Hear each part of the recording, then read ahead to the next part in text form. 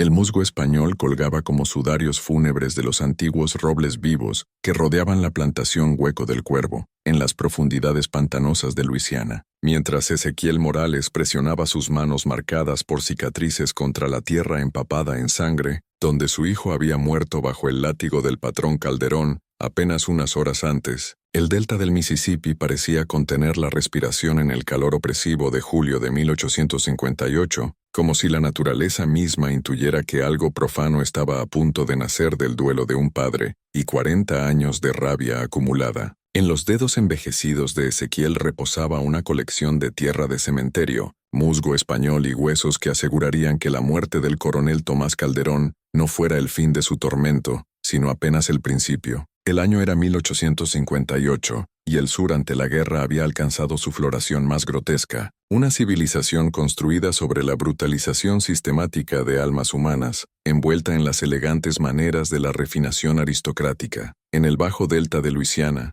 donde las plantaciones de caña de azúcar se extendían por miles de acres de pantanos reclamados, la institución peculiar había evolucionado en una forma particularmente vicious, una que combinaba el trabajo agotador del cultivo de caña con las crueldades casuales que marcaban la sociedad de las plantaciones en toda la región. La plantación Hueco del Cuervo se extendía por 12,000 acres de las tierras de caña más productivas de Luisiana. Sus límites estaban marcados por antiguos cipreses cuyas raíces se perdían en aguas negras que no reflejaban más que oscuridad.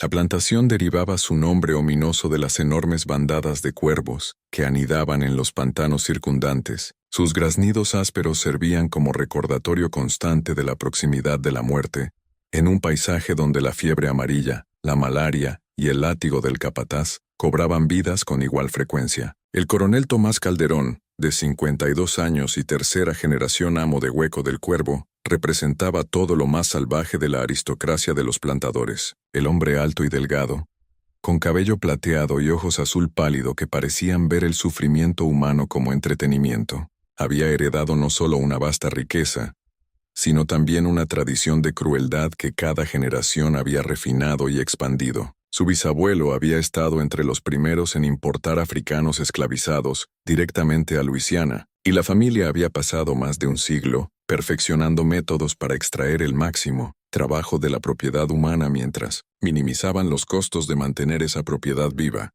La reputación de brutalidad de Calderón se extendía mucho más allá de los límites de su propia plantación. Otros plantadores, hombres que ellos mismos no pensaban dos veces antes de azotar a esclavos hasta la muerte por infracciones menores, hablaban de los métodos de Calderón en tonos susurrados que mezclaban admiración con inquietud. Él había desarrollado lo que llamaba enfoques científicos para la gestión de esclavos, técnicas que maximizaban el sufrimiento psicológico tanto como el físico, con el fin de romper el espíritu humano tan completamente que la rebelión se volviera impensable. La casa de la plantación misma se erguía como un monumento blanco al dinero manchado de sangre. Sus columnas de estilo griego revivido se elevaban de un paisaje que había sido tallado de pantanos primordiales por el trabajo de miles de almas esclavizadas a lo largo de 3 generaciones. Adentro, candelabros de cristal proyectaban arcoíris sobre pisos de caoba pulidos por manos que nunca conocerían la libertad, mientras pinturas al óleo de ancestros de Calderón miraban desde las paredes con la satisfacción presumida de hombres que habían construido sus fortunas sobre la deshumanización sistemática de otros seres humanos, pero era en los campos de caña que rodeaban la gran casa donde la verdadera naturaleza de Hueco del Cuervo se revelaba. Aquí, en parcelas inundadas que se extendían hasta el horizonte como espejos reflejando un sol implacable, 400 personas esclavizadas laboraban desde el amanecer hasta el atardecer,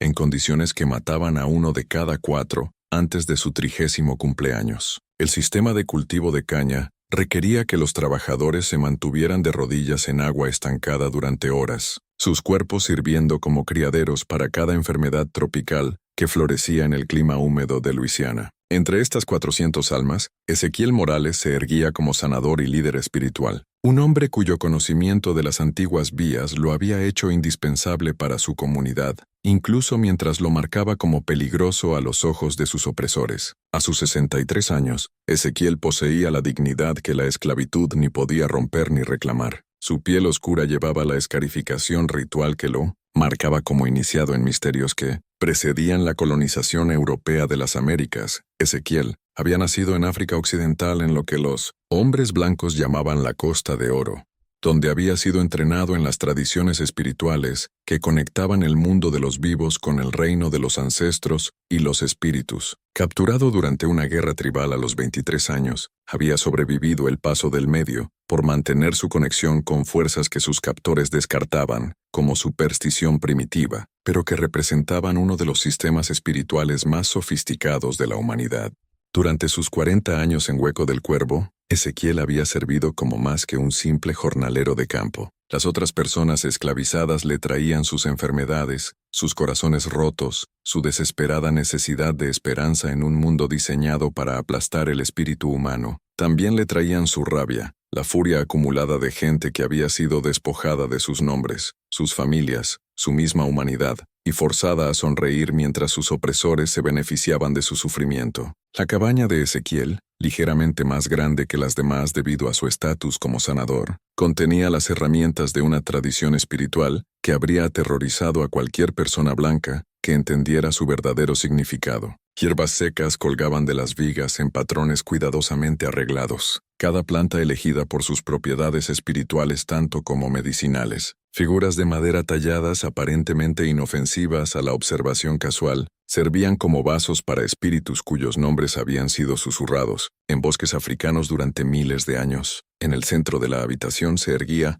un altar que combinaba iconografía cristiana con símbolos africanos, creando una síntesis que permitía a las personas esclavizadas practicar su religión ancestral bajo las narices de amos que insistían en la conversión cristiana. Las prácticas espirituales que Ezequiel había traído de África y adaptado a las condiciones americanas representaban una comprensión sofisticada de fuerzas que existían más allá del mundo físico. A través de la manipulación cuidadosa de la energía espiritual, los practicantes podían influir en eventos, proteger a sus comunidades y golpear de vuelta a aquellos que los dañaban. Este conocimiento, transmitido a través de generaciones de sacerdotes y sacerdotisas africanas, proporcionaba a las personas esclavizadas una forma de poder que sus opresores ni podían entender ni suprimir por completo. El coronel Calderón siempre había sido suspicaz de la influencia de Ezequiel entre los esclavos, intuyendo algo peligroso en la manera en que las otras personas esclavizadas miraban al viejo africano con una mezcla de respeto y reverencia que Calderón creía reservada solo para la autoridad blanca. Pero las sospechas de Calderón se habían cristalizado en odio activo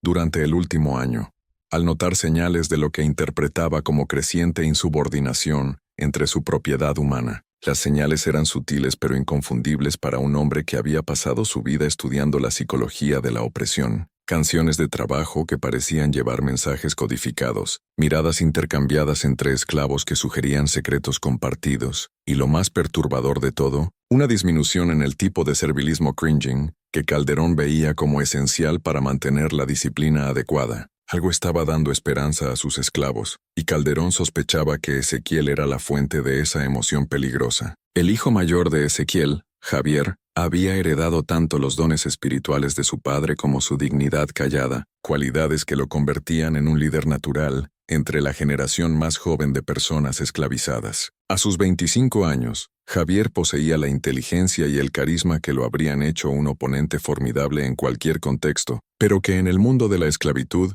lo marcaban como una amenaza que necesitaba ser neutralizada antes de que pudiera inspirar a otros a la resistencia. El enfrentamiento que sellaría el destino de ambos hombres había ocurrido 3 días antes, cuando Javier había sido atrapado enseñando a un grupo de niños a leer usando páginas arrancadas de una Biblia desechada. La alfabetización entre esclavos no era meramente desalentada en Luisiana. Era un delito criminal que amenazaba los mismos fundamentos de un sistema basado en mantener a las personas esclavizadas ignorantes de sus derechos legales y del mundo más amplio más allá de los límites de la plantación. La respuesta de Calderón había sido rápida y característicamente brutal. En lugar de simplemente castigar a Javier, había decidido hacer un ejemplo que aterrorizara a toda la comunidad esclavizada hacia la sumisión absoluta. Había ordenado que Javier fuera atado al poste de azotes en el centro de los cuarteles, donde cada persona esclavizada sería forzada a mirar, mientras el joven recibía 100 latigazos, un castigo que pocos sobrevivían.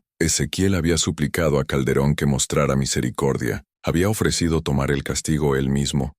Había incluso postrado ante un hombre cuya autoridad moral nunca había reconocido, pero cuyo poder legal sobre su familia era absoluto. Pero Calderón había permanecido impasible ante súplicas que veía como simplemente otra forma de actuación diseñada para manipular emociones blancas. Tu chico olvidó su lugar, había dicho Calderón con la crueldad casual que marcaba a su clase. Tal vez verlo morir les recordará al resto de ustedes que yo poseo no solo sus cuerpos, sino sus vidas y muertes también. El azote había comenzado al amanecer, realizado con la precisión metódica que caracterizaba todas las crueldades de Calderón. Cada latigazo había sido entregado con fuerza calculada, para maximizar el dolor mientras prolongaba la conciencia de la víctima, para que la lección fuera lo más clara posible. Javier se había negado a gritar, manteniendo su dignidad incluso mientras su espalda se reducía a tiras sangrientas y su vida se escurría lentamente hacia el suelo de Luisiana. Ezequiel había visto morir a su hijo con la paciencia terrible que 40 años de esclavitud le habían enseñado, sus manos envejecidas apretadas tan fuertemente que sus uñas dibujaban sangre de sus palmas. Pero detrás de su exterior estoico, algo fundamental había cambiado.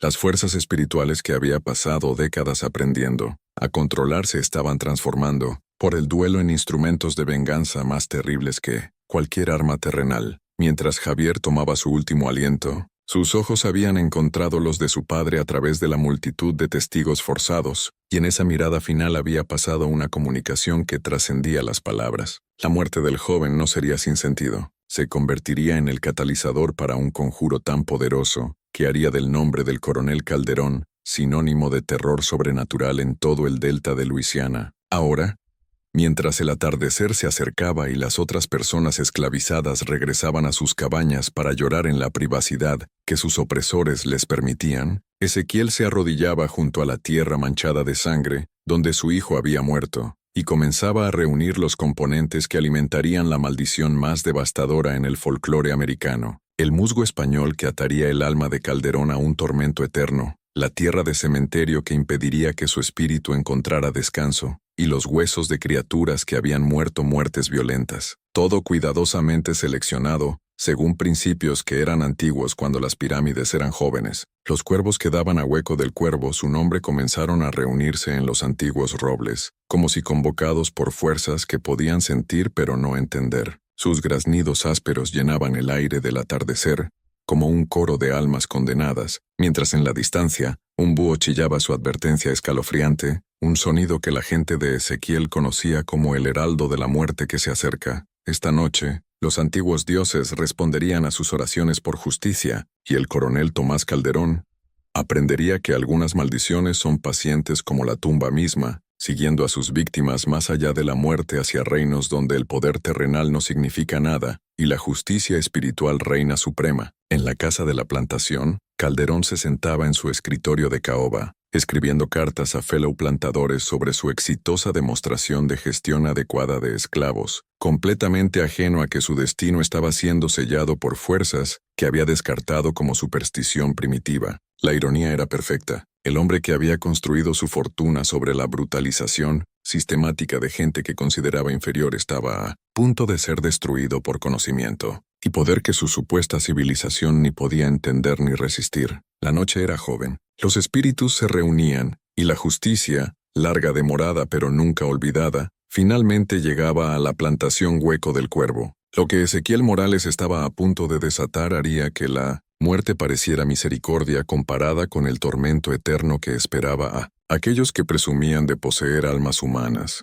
Los recuerdos fluían a través de la conciencia de Ezequiel como las aguas oscuras de los pantanos de Luisiana, cada uno cargando sedimento de dolor y sabiduría que lo había transformado de un joven sacerdote africano en el guerrero espiritual más temido del delta. Mientras preparaba los componentes del ritual que asegurarían el tormento eterno del coronel Calderón, su mente se desviaba de vuelta al pueblo de su nacimiento, donde los antiguos baobabs habían susurrado secretos de vida y muerte a aquellos iniciados en misterios que los hombres blancos descartaban como superstición salvaje, pero que representaban el pacto más antiguo de la humanidad con fuerzas más allá del mundo físico. Ezequiel había nacido como Kwame Asante en 1795, en lo que los traficantes de esclavos europeos llamaban la Costa de Oro, pero que su gente conocía como el corazón del imperio Ashanti, una de las civilizaciones más sofisticadas de África. Su padre había sido un sacerdote de los espíritus ancestrales, guardián de conocimiento que se extendía a través de generaciones, hasta los mismos fundamentos de la comprensión humana, sobre la relación entre los vivos y los muertos. Desde sus recuerdos más tempranos, Kwame había sido marcado como elegido por los espíritus. Su habilidad para ver más allá del velo entre mundos evidente en experiencias de infancia, que tanto asombraban como aterrorizaban a los adultos a su alrededor. La educación espiritual que lo había preparado para su rol eventual como instrumento de justicia divina había comenzado cuando tenía 7 años, bajo la guía de su abuelo Nana Kofi, quien servía como sacerdote principal del pueblo y guardián de las tradiciones más sagradas. El anciano le había enseñado a leer las señales en la naturaleza, a comunicarse con los espíritus que gobernaban el mundo invisible, y a preparar raíces, hierbas y objetos rituales que podían sanar o dañar, dependiendo de la intención detrás de su uso. Los ancestros nos vigilan siempre, le había enseñado Nana Kofi durante sus lecciones al amanecer bajo el bosque sagrado, donde se decía que los espíritus se reunían. Pero también exigen justicia por aquellos que violan el orden natural, cuando los hombres tratan a otros hombres como animales, cuando rompen los lazos que conectan todas las almas humanas, los ancestros usarán a los vivos como instrumentos de su ira. El entrenamiento había abarcado mucho más que asuntos espirituales. Había aprendido las complejas tradiciones orales que preservaban la historia de su pueblo, el conocimiento astronómico que permitía predecir con precisión los cambios estacionales, las prácticas médicas que habían mantenido saludables a las comunidades africanas por milenios, y la filosofía sofisticada que gobernaba las relaciones entre individuos, comunidades y el reino divino. Esta educación le había dado una comprensión de la dignidad humana que ninguna cantidad de degradación podía destruir, pero era el conocimiento de la necromancia, las prácticas espirituales que trataban directamente con la muerte y el reino de los ancestros, lo que probaría ser más crucial para su destino último. Nana Kofi le había enseñado que la muerte no era un fin, sino una transformación, que los espíritus de los difuntos podían ser invocados para ayudar a los vivos en sus luchas contra la injusticia.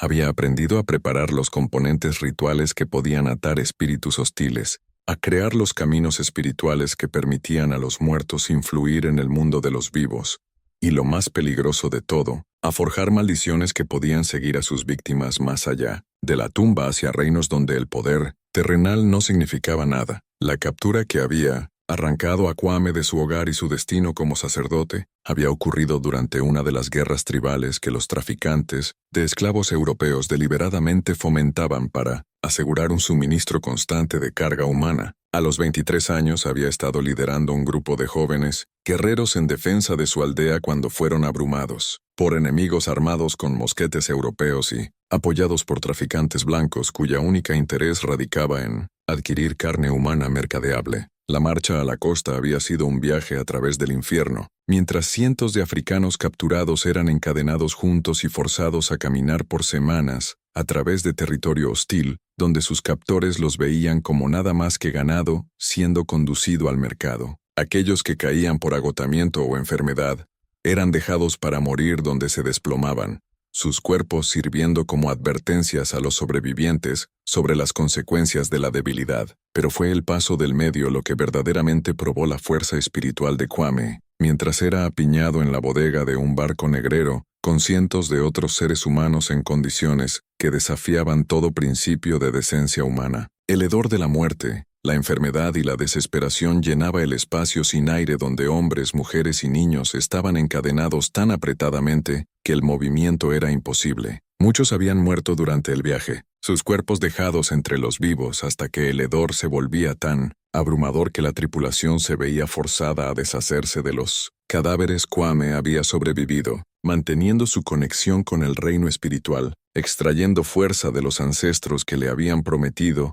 que su sufrimiento serviría a un propósito mayor. En visiones que venían durante las horas más oscuras del viaje, había visto en sí mismo como un instrumento de justicia divina, un guerrero cuyo conocimiento de las antiguas vías sería usado para golpear de vuelta a aquellos que se beneficiaban de la miseria humana. El bloque de subastas en Nueva Orleans había sido otra forma del infierno, mientras seres humanos eran examinados, palpados y evaluados como ganado por compradores, cuyas discusiones casuales sobre ganado de cría y jornaleros de campo revelaban la deshumanización completa que permitía que la esclavitud funcionara. Kwame había sido comprado por el padre del coronel Calderón, Tomás Calderón padre, quien había reconocido en el porte e inteligencia del joven africano cualidades que podían ser explotadas para el beneficio de la plantación Hueco del Cuervo. El nombre Ezequiel Morales le había sido impuesto por su nuevo amo, quien insistía en que todas las personas esclavizadas abandonaran sus identidades africanas y adoptaran nombres cristianos que supuestamente los prepararían para la civilización. Pero Kwame nunca había olvidado su verdadero nombre, ni su herencia espiritual,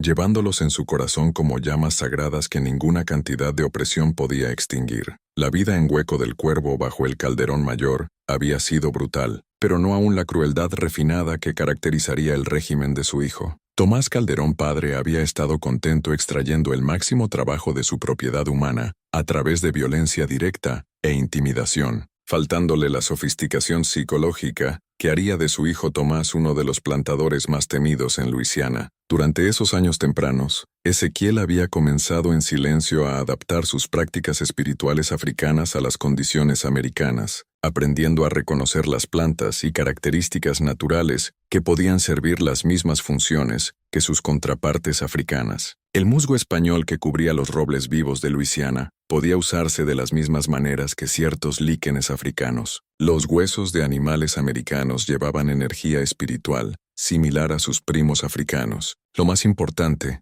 los espíritus de africanos esclavizados que habían muerto en América estaban añadiendo su poder al reino ancestral, creando un ejército sobrenatural que crecía más fuerte con cada acto de injusticia. Las otras personas esclavizadas habían reconocido gradualmente los dones espirituales de Ezequiel y habían comenzado a traerle sus problemas, sus enfermedades y su desesperada necesidad de esperanza. Él se había convertido en un puente entre el mundo de los vivos y el reino de los ancestros, capaz de comunicarse con los espíritus de los muertos y canalizar su sabiduría para ayudar a los vivos a sobrevivir los horrores de la esclavitud. Pero no fue hasta que Tomás Calderón hijo heredó Hueco del Cuervo en 1833 que Ezequiel verdaderamente entendió las profundidades del mal que los seres humanos podían alcanzar cuando veían a otros humanos como propiedad. El Calderón más joven había traído a la gestión de la plantación un enfoque científico a la crueldad que la generación de su padre nunca había imaginado, desarrollando técnicas que maximizaban el sufrimiento psicológico tanto como el físico. Los métodos de Tomás Calderón estaban diseñados no meramente para extraer trabajo,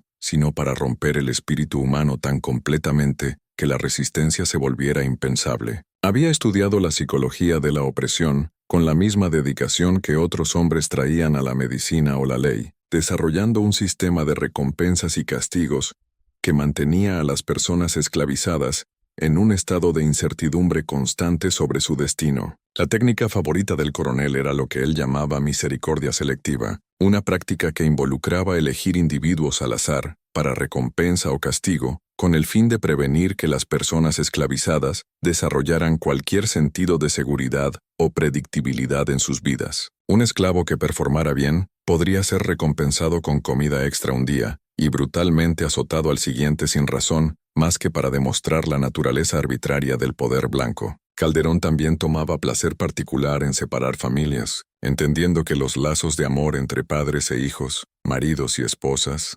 representaban la mayor amenaza para el control psicológico que buscaba mantener. Los niños eran rutinariamente vendidos lejos de sus padres a edades tempranas, no por necesidad económica, sino porque Calderón creía que las personas esclavizadas que no tenían nada que perder eran más propensas a volverse rebeldes. Las crueldades del coronel se extendían a los aspectos más íntimos de las vidas de las personas esclavizadas. Él insistía en aprobar todos los matrimonios entre personas esclavizadas, a menudo negando permiso por razones puramente sádicas. Forzaba a mujeres esclavizadas a servir como concubinas para él y sus invitados, tratando el asalto sexual como simplemente otra forma de entretenimiento. Lo más horrendo de todo, tomaba placer en forzar a personas esclavizadas a participar en el castigo de sus propios miembros familiares, convirtiendo el amor mismo en un instrumento de tortura. Ezequiel había visto estos atropellos con la paciencia terrible que su entrenamiento espiritual le había enseñado.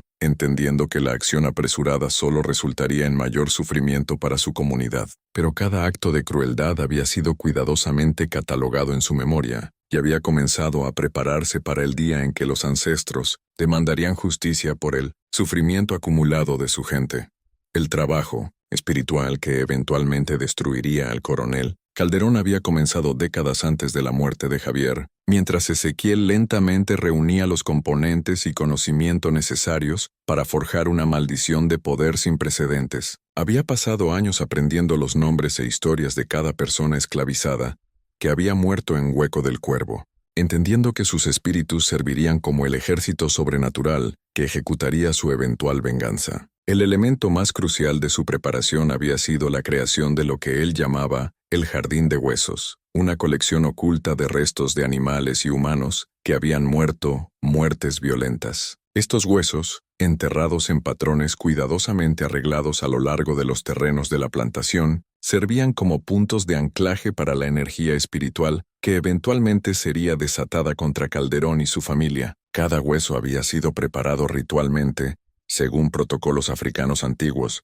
bendecido con la sangre de criaturas muertas durante fases lunares específicas y cargado con la rabia acumulada de cada persona que había sufrido bajo la crueldad de Calderón. La red de huesos enterrados había convertido a Hueco del Cuervo mismo en un arma espiritual masiva, esperando solo el detonante adecuado para liberar fuerzas que harían la plantación inhabitable para cualquiera conectado a su historia de brutalidad. El detonante había llegado con la muerte de Javier, un acto de crueldad tan extremo que finalmente había roto las barreras espirituales que habían contenido la rabia de Ezequiel por más de 40 años. El asesinato de su hijo no había sido meramente otro acto de violencia, había sido una violación del orden natural tan profunda que los ancestros mismos habían clamado por venganza. Mientras Ezequiel se arrodillaba junto a la tierra empapada en sangre, donde Javier había muerto, podía sentir a los espíritus reuniéndose a su alrededor como una tormenta sobrenatural construyéndose en el horizonte. Los cuervos que siempre habían anidado en Hueco del Cuervo llegaban en números sin precedentes, sus graznidos ásperos llenando el aire del atardecer con sonidos que parecían eco de más allá de la tumba. El musgo español en los antiguos robles se agitaba sin viento que lo moviera, y el mismo aire parecía espesarse con la presencia de entidades que existían más allá del mundo físico. En la distancia, los perros aullaban con un sonido lúgubre que helaba la sangre de todos quienes lo oían, mientras el ganado de la plantación se volvía cada vez más agitado al sentir depredadores que sus sentidos físicos no podían detectar. Las personas esclavizadas que pasaban por la cabaña de Ezequiel le daban un amplio margen, entendiendo sin ser dicho que algo momentoso estaba a punto de ocurrir. El coronel Calderón, cenando delicadezas preparadas por manos esclavizadas en su elegante mansión, permanecía benditamente ajeno a que su destino estaba siendo sellado por fuerzas que había pasado su vida descartando como superstición primitiva. Sus conversaciones casuales con invitados de cena sobre la exitosa demostración de disciplina adecuada serían entre los últimos momentos normales de su vida, porque las fuerzas sobrenaturales que Ezequiel estaba a punto de desatar transformarían los días restantes del cruel plantador en una pesadilla de la que no habría despertar. Los antiguos dioses estaban escuchando, los ancestros reunían su fuerza, y la justicia, paciente como la tumba pero implacable como la marea, finalmente llegaba a la plantación Hueco del Cuervo. Lo que Ezequiel Morales estaba a punto de desatar haría del nombre del coronel Calderón sinónimo de terror sobrenatural en todo el bajo delta de Luisiana, un cuento cautelar sobre el precio de tratar almas humanas como propiedad. El escenario estaba puesto para un enfrentamiento entre el poder terrenal y la justicia espiritual, entre la autoridad temporal de los dueños de esclavos y el juicio eterno de los ancestros. En la creciente oscuridad de otra noche de Luisiana, el hombre vudú, que había pasado 40 años preparándose para este momento, estaba a punto de transformar su duelo en la venganza más terrible en el folclore americano. La medianoche golpeó con el ominoso tañido de campanas de iglesia Carrying Across el bajo delta de Luisiana, mientras Ezequiel Morales comenzaba el ritual que desataría fuerzas más antiguas que la civilización misma, más antiguas que las plantaciones que cicatrizaban el paisaje americano, más antiguas que el mismo concepto de un ser humano poseyendo a otro. El antiguo roble vivo bajo el cual se arrodillaba parecía pulsar con energía de otro mundo. Su musgo español balanceándose como el cabello de hombres ahorcados en aire, que se había vuelto espeso como sangre con presencia sobrenatural. La voz de Ezequiel se elevó en los lenguajes sagrados de sus ancestros, palabras que habían sido habladas en bosques africanos por miles de años antes de que el primer barco europeo tocara las costas del continente. Los componentes del ritual extendidos ante él en la tumba empapada en sangre de Javier comenzaron a brillar con un fuego interior que habría sido invisible para ojos ordinarios, pero que ardía como estrellas para aquellos que poseían la vista espiritual. Tierra de cementerio mezclada con musgo español, los huesos de criaturas que habían muerto muertes violentas, y en el centro de todo, una muñeca hecha de arcilla de Luisiana y atada con hilos arrancados de la propia ropa del coronel Calderón. Espíritus de mis padres, guerreros del reino ancestral, los invoco para que presencien este conjuro, cantó Ezequiel, sus manos envejecidas temblando con el poder, fluyendo a través de ellas. La sangre de mi hijo clama desde la tierra por justicia. El sufrimiento acumulado de nuestra gente demanda venganza. Que el que no ha mostrado misericordia no reciba ninguna a cambio, ni en esta vida ni en la venidera. La temperatura cayó 30 grados en el espacio de un latido, y Ezequiel sintió la familiar, pero aterradora sensación de presencia espiritual, mientras los límites entre mundos comenzaban a disolverse. Los ancestros respondían a su llamado, vertiéndose a través de la puerta espiritual que había abierto con décadas de preparación y el sacrificio último de la vida de su hijo. Primero vino el espíritu de su abuelo Nana Kofi, carrying con él la autoridad del sacerdocio africano antiguo y la sabiduría acumulada de generaciones de guerreros espirituales. La presencia del anciano llenaba el aire como el aroma de incienso sagrado, trayendo consigo recuerdos de la patria que la esclavitud había robado, pero que nunca podría destruir verdaderamente. A través de esta conexión inicial, otras entidades comenzaron a manifestarse en el espacio sagrado que Ezequiel había creado. Estos eran los espíritus de cada persona esclavizada que había muerto en Hueco del Cuervo durante los últimos 60 años. Hombres, mujeres y niños cuyas vidas habían sido cortadas por brutalidad, enfermedad y desesperación. Vinieron bearing las cadenas que los habían atado en vida, pero ahora esas cadenas se habían transformado en armas espirituales que podían atar a sus opresores a un tormento eterno. Los cuervos que daban a la plantación su nombre comenzaron a llegar en números que desafiaban explicación natural. Miles de aves negras asentándose en los árboles circundantes, como un congreso de jueces sobrenaturales. Sus graznidos ásperos llenaban el aire nocturno con sonidos que parecían eco de la tumba misma, mientras sus ojos oscuros reflejaban inteligencia que hablaba de entidades mucho más antiguas y peligrosas que meros pájaros. En el centro de esta tormenta creciente de energía espiritual, Ezequiel trabajaba con la precisión de un maestro artesano que había pasado 40 años perfeccionando su arte.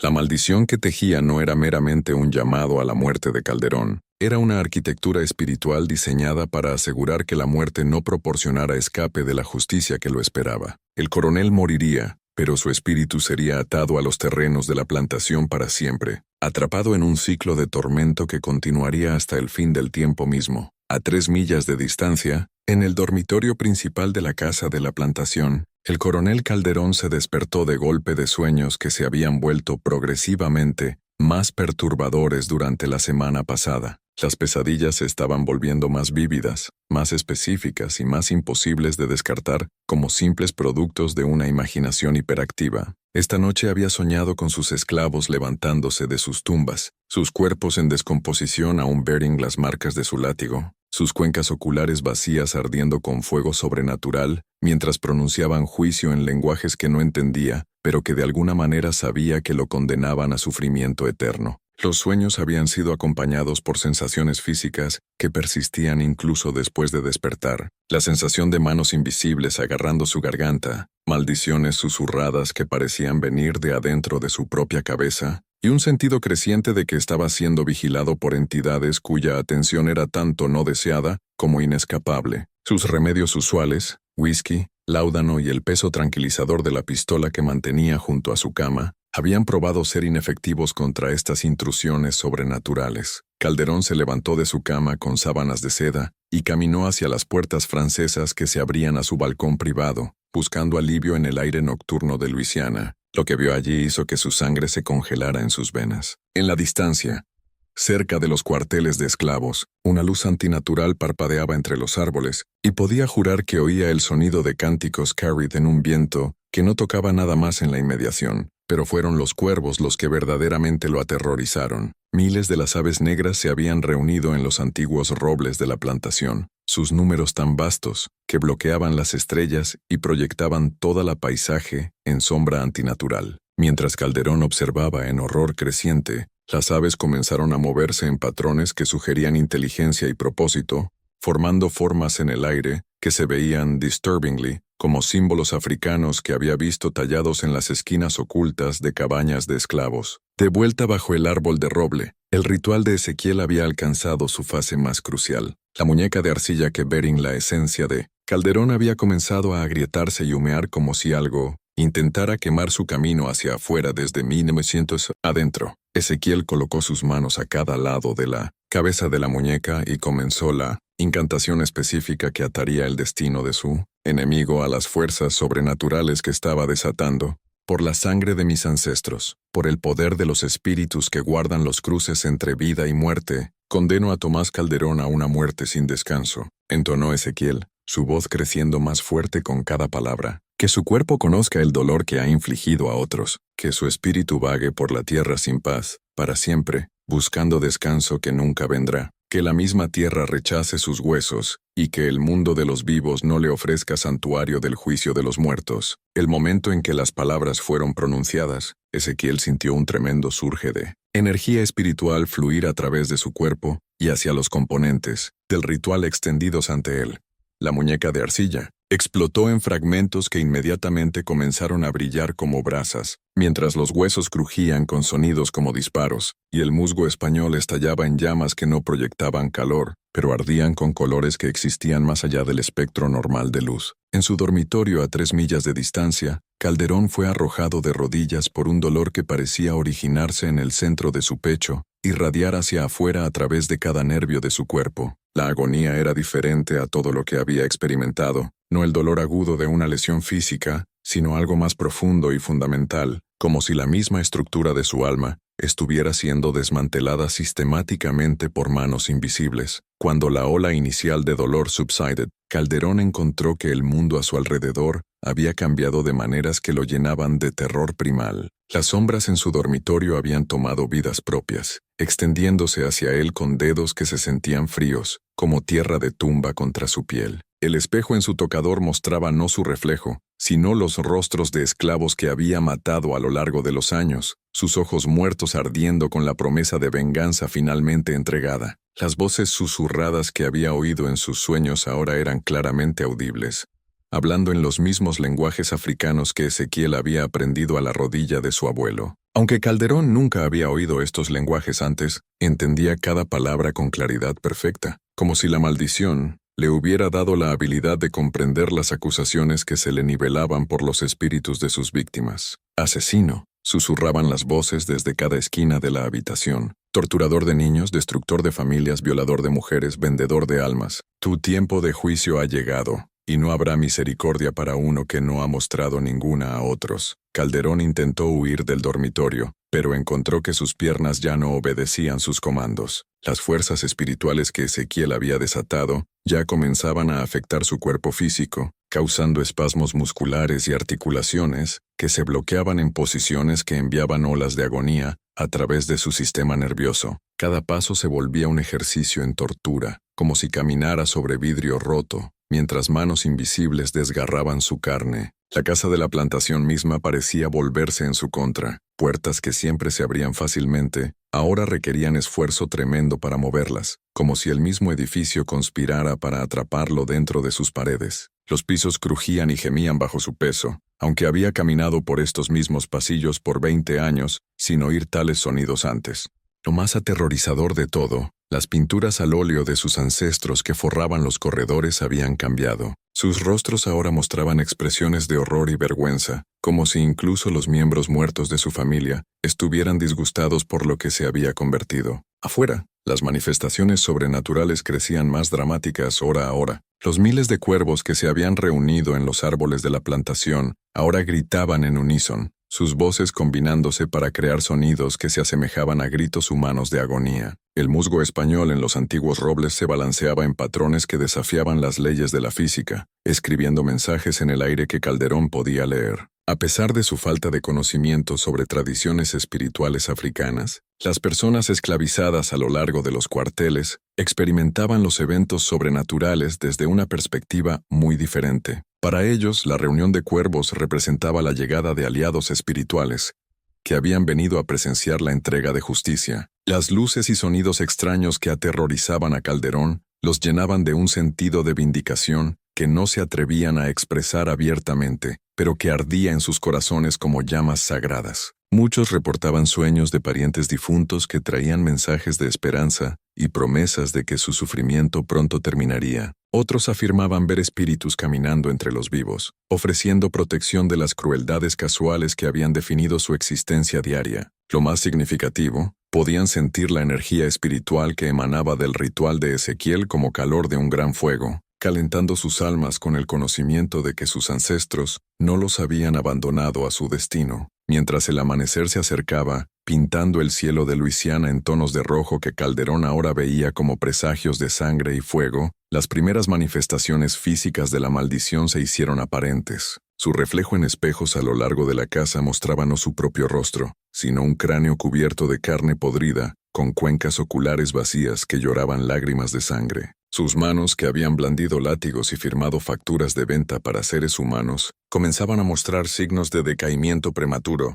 los dedos ennegreciéndose como si tocados por alguna enfermedad sobrenatural. Pero fueron las voces las que probaron ser más atormentadoras. Calderón ahora podía oír a los espíritus de cada persona que había matado o causado morir, sus acusaciones llenando su cabeza con una cacofonía de condena que crecía más fuerte con cada hora que pasaba. Le contaban historias de familias destruidas, niños vendidos lejos de sus madres, mujeres violadas y brutalizadas, hombres trabajados hasta la muerte en los campos de caña, una letanía de crueldad que había cometido sin conciencia, pero que ahora se reproducía en su mente como un interminable requiem fúnebre. El capataz, un hombre brutal llamado Marcos Vargas, quien había servido como ejecutor principal de Calderón por más de una década, fue el primero en notar que algo había cambiado fundamentalmente en Hueco del Cuervo. Los esclavos que siempre se acobardaban en su presencia, ahora lo miraban con algo aproximándose a lástima, como si supieran algo que él no sobre lo que venía. Los perros que habían sido entrenados para rastrear esclavos fugitivos aullaban constantemente y se negaban a entrar en ciertas áreas de los terrenos de la plantación. Lo más perturbador de todo, Vargas había comenzado a experimentar su propio acoso sobrenatural. Su caballo, normalmente dócil y obediente, se había vuelto incontrolablemente violento en su presencia, mientras herramientas que funcionaban perfectamente para los esclavos fallaban el momento en que él las tocaba. Reportaba ser seguido por sombras que se movían independientemente de sus fuentes, y oír su nombre llamado por voces que parecían venir de debajo del suelo. Al mediodía, toda la plantación estaba en un estado de caos apenas controlado. Calderón se había atrincherado en su estudio, negándose a ver a nadie o salir de la habitación, mientras los sonidos de sus delirios podían oírse a lo largo de la casa. Los esclavos de la casa reportaban que estaba engaged en conversaciones animadas con personas que no estaban allí, a veces suplicando misericordia, a veces gritando amenazas a atormentadores invisibles. La maldición que Ezequiel había desatado estaba trabajando con eficiencia devastadora. Las fuerzas espirituales que había invocado no estaban contentas con una simple venganza. Estaban deshilachando sistemáticamente las fundaciones psicológicas y físicas que permitían a Calderón funcionar como una personalidad coherente. El coronel estaba siendo transformado de un poderoso dueño de plantación en un loco balbuceante que serviría como advertencia viva sobre el precio de tratar a seres humanos como propiedad. Mientras el sol alcanzaba su cenit sobre la plantación Hueco del Cuervo, proyectando sombras que ya no se movían según leyes naturales, Ezequiel Morales se paraba en la puerta de su cabaña y sonreía con la terrible satisfacción de la justicia finalmente servida. Los antiguos dioses habían respondido a su llamado, los ancestros habían prestado su poder a su conjuro, y el hombre que había asesinado a su hijo estaba comenzando su descenso a un tormento que lo seguiría más allá de la muerte misma. El clímax de su gran venganza había llegado, y no habría escape, ni respiro, ni misericordia para el hombre que no había mostrado ninguna a otros. La muerte del coronel Calderón sería solo el principio de su castigo, no el fin. La muerte del coronel Tomás Calderón se desarrolló a lo largo de 7 días agonizantes, que se convertirían en el material de leyendas en todo el Bajo Delta de Luisiana, un espectáculo de venganza sobrenatural tan completo y aterrador que sería susurrado en cuarteles de esclavos y salones de plantaciones por generaciones venideras. Lo que había comenzado como sueños, perturbadores y alucinaciones sutiles escaló a una destrucción física y espiritual tan exhaustiva que testigos reclamarían después haber visto el alma de un hombre siendo sistemáticamente desgarrada por fuerzas más allá de la comprensión humana. Al tercer día, siguiendo el gran conjuro de Ezequiel, Calderón había dejado de comer por completo, reclamando que cada bocado de comida se convertía en tierra de tumba en su boca, y cada sorbo de agua sabía a la sangre que había derramado durante décadas de crueldad. Su cuerpo, una vez robusto de una vida de lujo construido sobre el sufrimiento de otros, comenzó a marchitarse con velocidad sobrenatural, su carne pareciendo consumirse desde adentro, mientras la maldición aceleraba su decaimiento físico. La casa de la plantación, una vez un monumento a la refinación gentil, se había convertido en una cámara de horrores, donde la realidad misma parecía doblarse según la voluntad de espíritus vengativos. Espejos a lo largo de la mansión mostraban no reflejos sino ventanas a un reino infernal, donde las víctimas de Calderón esperaban con instrumentos de tormento idénticos a aquellos que él había usado sobre ellas. Las pinturas al óleo de sus ancestros lloraban lágrimas de sangre que manchaban las paredes con acusaciones escritas en lenguajes que precedían la colonización europea de las Américas. El doctor Cornelio Blackwell, el médico de la familia convocado de Nueva Orleans para examinar a Calderón, se enfrentó a síntomas que desafiaban toda categoría de enfermedad en su considerable experiencia. El paciente exhibía signos de decaimiento físico avanzado que debería haber tomado meses en desarrollarse, combinado con perturbaciones psicológicas que sugerían desconexión completa de la realidad consensual. Lo más perturbador de todo, Calderón demostraba conocimiento de lenguajes africanos y prácticas espirituales que ningún hombre blanco debería poseer, hablando en lenguas que el Dr. Blackwell reconocía de sus estudios de religión, comparada como incantaciones ashanti antiguas. «Estoy presenciando algo que excede los límites de la ciencia médica», escribió el Dr. Blackwell en su diario privado, su letra temblando con terror apenas controlado. El paciente parece estar experimentando una forma de posesión espiritual que revierte la relación normal entre los vivos y los muertos. En lugar de un espíritu habitando un cuerpo vivo, el coronel Calderón parece estar parcialmente habitando el reino de los difuntos, mientras su forma física permanece atada a este mundo. Los intentos del doctor de tratamiento probaban no solo inefectivos, sino activamente peligrosos para cualquiera que intentara ayudar a Calderón. Enfermeras huían de la casa de la plantación después de reportar que manos invisibles las habían atacado cuando intentaban atender al paciente. Sacerdotes que intentaban realizar exorcismos encontraban sus oraciones en latín, respondidas por voces hablando en lenguajes africanos que parecían burlarse de los mismos fundamentos de la autoridad cristiana. Lo más revelador, el agua bendita y los aceites sagrados que deberían haber proporcionado protección contra influencias malignas, en cambio hervían y se volvían negros cuando traídos a la presencia de Calderón. Al quinto día, las manifestaciones sobrenaturales se habían extendido más allá de los confines de la casa de la plantación para afectar toda la propiedad. Los campos de caña que habían sido la fuente de la riqueza de la familia Calderón por 3 generaciones comenzaban a fallar, mientras las parcelas inundadas se volvían del color de la sangre y se negaban a soportar vida vegetal. Los antiguos robles vivos que habían estado por siglos comenzaban a marchitarse y morir, su musgo español volviéndose negro y cayendo al suelo como sudarios fúnebres. Lo más dramático, los miles de cuervos que se habían reunido para el ritual de Ezequiel no mostraban signos de dispersarse. En cambio, sus números continuaban creciendo mientras más aves llegaban de todo el Bajo Delta, atraídas por fuerzas espirituales que transformaban a Hueco del Cuervo en un faro sobrenatural, visible para entidades que existían más allá del mundo físico. El sonido constante de sus graznidos había llevado a varios de los esclavos de la casa al borde de la locura, mientras incluso los jornaleros de campo reportaban dificultad para dormir debido a sueños llenos de voces de los muertos demandando justicia. La respuesta de la comunidad esclavizada a estos eventos revelaba la psicología compleja de gente que había vivido sus vidas enteras bajo la amenaza de violencia arbitraria. Mientras temían las fuerzas sobrenaturales que habían sido desatadas, temían También entendían que el tormento de Calderón representaba una forma de justicia divina que ningún tribunal terrenal podría haber entregado. Muchos hablaban de sentir un peso levantado de sus almas, como si la opresión espiritual que había colgando sobre la plantación por generaciones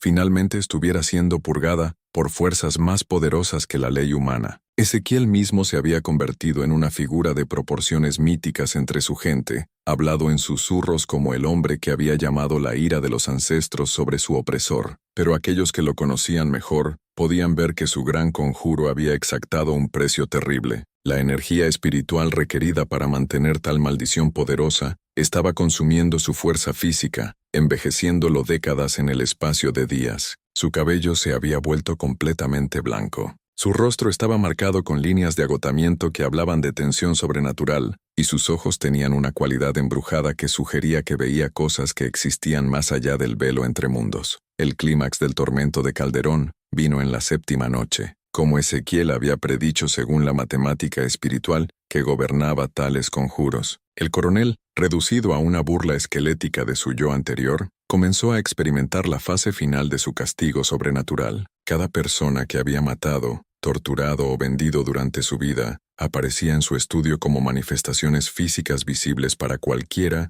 lo suficientemente valiente para entrar en la habitación. El espectáculo fue presenciado por Marcos Vargas, el capataz que había servido como ejecutor principal de Calderón, y quien finalmente había superado su terror lo suficiente para chequear sobre su empleador. Lo que vio en ese estudio iluminado por velas lo embrujaría por el resto de su vida. Decenas de figuras translúcidas rodeando la silla de Calderón, cada una bearing las marcas de la violencia que había terminado su existencia terrenal. «Todos están aquí», susurró Calderón a Vargas, su voz apenas audible sobre el sonido de voces espirituales que llenaban el aire como un coro demoníaco. «Cada esclavo que maté, cada niño que vendí lejos de su madre, cada mujer que usé para mi placer, han venido a llevarme al lugar donde los amos se vuelven esclavos, y el látigo cambia de manos». Los momentos finales de la vida de Calderón fueron marcados por un sonido que Vargas describiría después como lo más aterrador que había oído. Las voces colectivas de cientos de espíritus hablando en unísono, sus palabras combinándose para crear un juicio que parecía eco de los fundamentos de la creación misma. El cuerpo del coronel se convulsionó,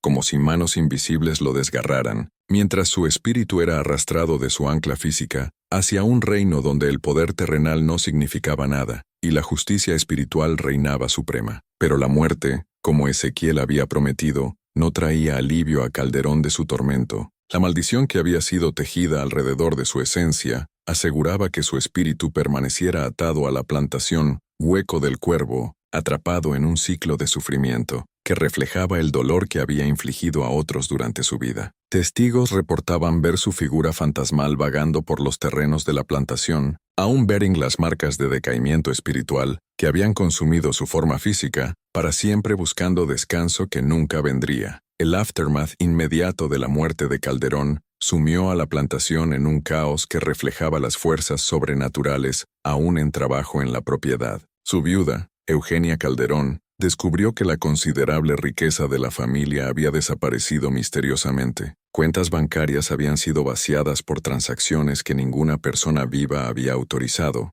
mientras la valiosa colección de arte de la plantación había sido encontrada destruida por fuerzas que no dejaban rastro de su paso. Más perturbador aún, compradores potenciales para la plantación reportaban experimentar el mismo acoso sobrenatural que había plagado a Calderón durante sus días finales. La propiedad rápidamente ganó una reputación de estar maldita, con historias extendiéndose a lo largo del bajo delta de visitantes que habían encontrado figuras fantasmales, oído voces hablando en lenguajes africanos y presenciado fenómenos que desafiaban explicación racional. La población esclavizada de Hueco del Cuervo se encontró en una situación sin precedentes mientras las operaciones normales de la plantación colapsaban completamente en el wake de la muerte de Calderón sin un dueño capaz de mantener disciplina o un marco legal claro para su continued bondage. Muchos simplemente se alejaban de la propiedad que había sido su prisión por generaciones. Otros permanecían, atraídos por un sentido de que las fuerzas espirituales que Ezequiel había desatado continuarían protegiéndolos de cualquiera que intentara restablecer el viejo sistema de opresión. Ezequiel mismo se convirtió en una figura legendaria a lo largo de la región. Su reputación como el hombre que había maldecido exitosamente a un dueño de plantación blanco se extendía a través de las redes subterráneas que conectaban comunidades esclavizadas a lo largo del sur. Esclavos fugitivos hacían peregrinaciones a Hueco del Cuervo, buscando su bendición para sus intentos de escape, mientras otros practicantes de tradiciones espirituales africanas venían a aprender del maestro que había logrado lo que muchos habían pensado imposible. Pero el gran conjuro había exactado su precio del hombre que lo había orquestado. La energía espiritual requerida para mantener una maldición de tal magnitud estaba lentamente consumiendo la fuerza vital de Ezequiel, envejeciéndolo a una tasa acelerada, que sugería que quizá le quedaban 5 años de vida. Él aceptaba este destino con la misma dignidad estoica que había caracterizado toda su vida, entendiendo que algunas victorias requerían el sacrificio último. El impacto más amplio de la destrucción sobrenatural de Calderón se extendía mucho más allá de los límites de una sola plantación. La palabra de los eventos en Hueco del Cuervo se extendía a través de la aristocracia plantadora de Luisiana como fuego salvaje, creando un clima de miedo que afectaba toda la institución de la esclavitud en la región. Dueños de plantaciones que previamente habían descartado prácticas espirituales africanas como superstición inofensiva, comenzaban a ver a sus poblaciones esclavizadas con nueva cautela, entendiendo que podrían estar albergando practicantes capaces de blandir fuerzas más allá de la comprensión blanca. Reuniones de emergencia se sostenían en Nueva Orleans y Baton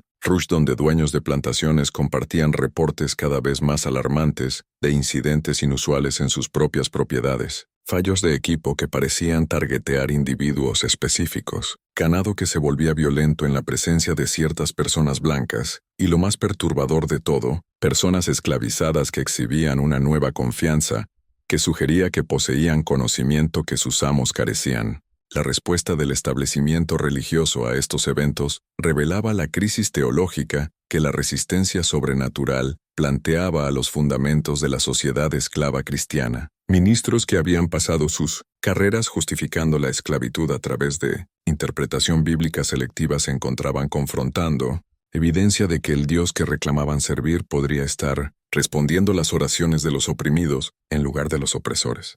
El reverendo Jonathan Whittaker, uno de los ministros baptistas más prominentes de Nueva Orleans y un defensor vocal de la esclavitud como divinamente ordenada, fue forzado a reconocer la realidad de lo ocurrido en Hueco del Cuervo, en un sermón que sería recordado por generaciones. Nos confrontamos con señales y maravillas que desafían nuestra comprensión de la voluntad divina, admitió a su congregación choqueada. Quizá el Todopoderoso ha elegido trabajar a través de medios que nuestra teología no ha anticipado. La guerra civil, que comenzó 7 años después de la muerte de Calderón, trajo validación a aquellos que interpretaban los eventos sobrenaturales en Hueco del Cuervo como juicio divino contra la institución de la esclavitud. Soldados de la Unión que liberaron Luisiana en 1865 encontraron la plantación abandonada, aún embrujada por los espíritus que Ezequiel había invocado, con residentes locales advirtiéndoles contra entrar en ciertas áreas de la propiedad después del anochecer.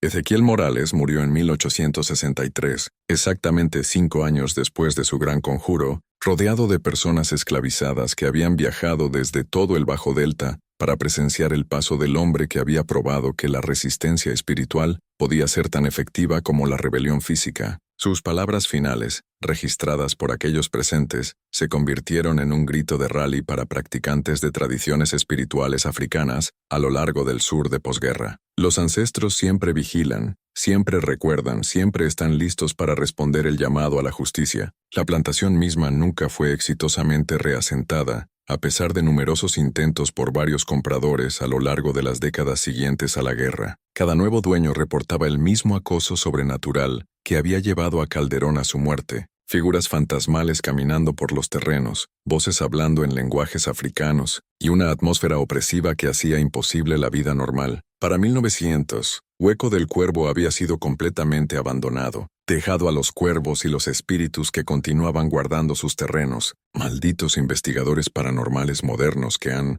estudiado el sitio reportan que la actividad sobrenatural continúa hasta el día de hoy, más de 165 años después de que la maldición de Ezequiel fuera desatada por primera vez. Visitantes describen encuentros con entidades espirituales que parecen estar rejugando el enfrentamiento final entre el hombre vudú y su opresor, como si la batalla entre crueldad terrenal y justicia espiritual se hubiera locked en un ciclo eterno que continuará hasta el fin del tiempo mismo. Para extender esta leyenda y completar su eco en el tiempo, imagina cómo, en las noches de luna llena, los descendientes lejanos de aquellos esclavizados aún sienten un tirón sutil hacia los pantanos, guiados por susurros ancestrales que prometen protección eterna contra cualquier resurgimiento de la opresión. La historia de Ezequiel Morales y su maldición contra el coronel Calderón se ha convertido en una de las leyendas más perdurables en el folclore americano, representando tanto la expresión última de resistencia contra la opresión como un cuento cautelar sobre las fuerzas que pueden ser desatadas cuando la dignidad humana es pisoteada bajo el peso de crueldad sistemática.